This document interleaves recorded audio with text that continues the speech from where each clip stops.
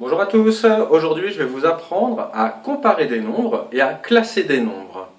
Alors comment ça marche? Qu'est-ce que ça veut dire comparer des nombres? Déjà ça veut tout simplement dire voir et dire lequel est le plus petit, lequel est le plus grand. Alors c'est très facile, si je prends par exemple 5 et 12, 5 est plus petit que 12, on dit que 5 est inférieur à 12 et on utilise ce symbole-là. 5 inférieur à 12, 5 plus petit que 12. Si j'ai par contre 123 et 47, 123 est plus grand que 47, 123 est supérieur à 47, on utilise ce symbole-là. Ces deux symboles-là, inférieur et supérieur, sont essentiels, c'est ceux qui sont utilisés pour noter les choses. Alors maintenant, si j'ai des nombres qui se ressemblent un petit peu plus, pour lesquels la comparaison est moins instinctive, on va dire, voyons comment ça fonctionne. Je reste avec des nombres entiers, par exemple 3, 5, 7, 8, 6, 2, 1, et 3, 5, 7, 8, 5, 3, 1. Lequel des deux est le plus grand? Alors déjà, ce sont des nombres qui sont beaucoup plus longs.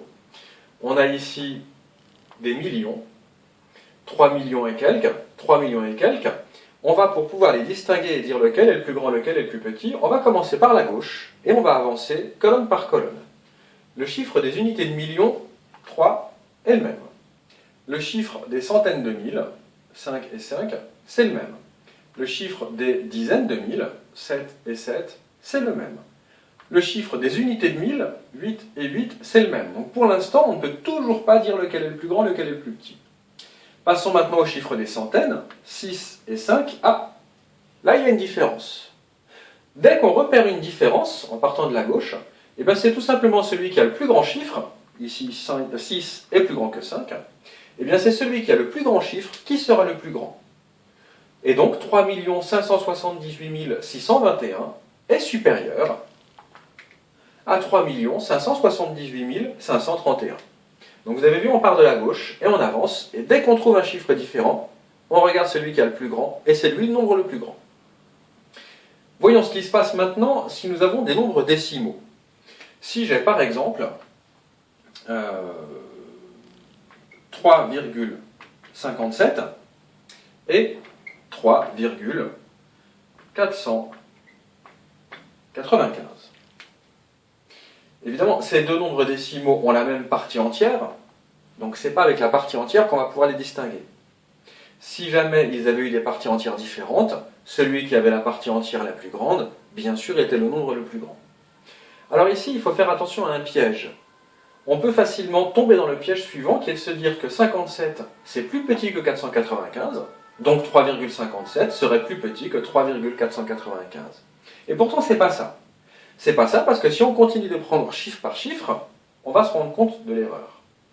Le chiffre des unités est le même, le chiffre des dixièmes, il y a une différence. C'est lui qui a le plus grand chiffre des dixièmes, donc c'est lui le plus grand. Et effectivement, on avait comparé au début 57 centièmes avec 495 millièmes. Ce n'est pas la même chose. Pour éviter cette erreur, on peut aussi rajouter ici un zéro pour avoir trois chiffres après la virgule là, comme ici. Et à ce moment-là, 570 millièmes, c'est bien plus grand que 495 millièmes. Donc, ce nombre-là est le plus grand. Autrement dit, quand on veut comparer des nombres décimaux, d'abord on regarde la partie entière. Si ces parties entières sont identiques, on prend chiffre par chiffre comme on en a l'habitude, ou encore plus simple, on va rajouter un ou plusieurs zéros au nombre le plus court, de façon à avoir autant de chiffres après la virgule dans les deux cas, et à ce moment-là, la comparaison est beaucoup plus facile. Ça, c'est une notion de comparaison. Maintenant, si on veut classer des nombres, c'est-à-dire les ranger dans un ordre précis. Si je prends, par exemple, trois nombres entiers, pour commencer, par exemple 125, 24 et 141, qui est le plus grand, qui est le plus petit? Comparons, classons ces nombres. Alors déjà, je vois que ici j'ai un nombre qui comprend des centaines, là aussi, alors que là ce n'est que des dizaines. dizaines, unités, centaines, dizaines, unités, centaines, dizaines, unités. Alors évidemment, celui qui est le plus court, ici on va seulement jusqu'aux dizaines, est le plus petit. 24, ce sera le plus petit des trois. Ensuite, 2 dizaines, 4 dizaines. 2 dizaines, c'est plus petit que 4 dizaines. Donc le suivant, ce sera 125, et on terminera avec 141. Là, j'ai rangé ces nombres-là du plus petit jusqu'au plus grand. 24 est plus petit que 125. 125 est plus petit que 141. On dit qu'on les a rangés dans l'ordre croissant.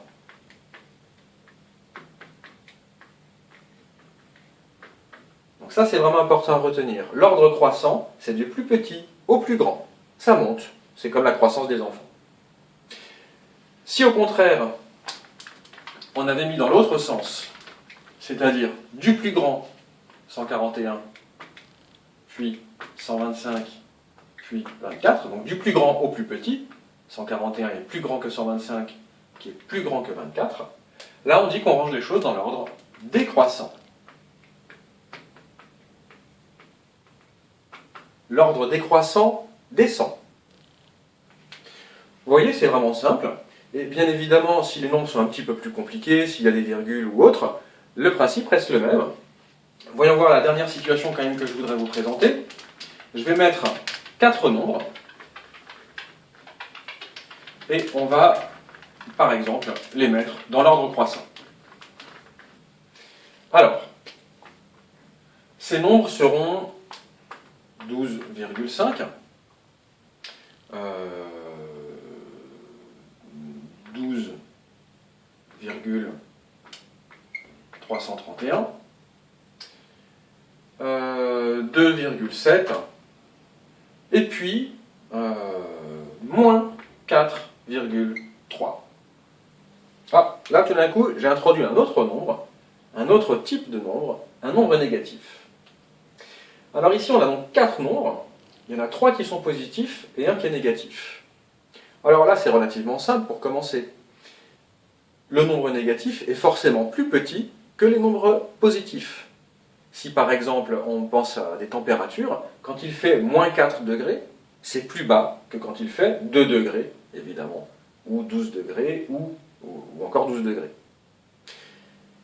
Si jamais j'avais rajouté un 5e nombre, par exemple, moins 6,8. Alors celui-là aussi, bien sûr, est inférieur au nombre positif.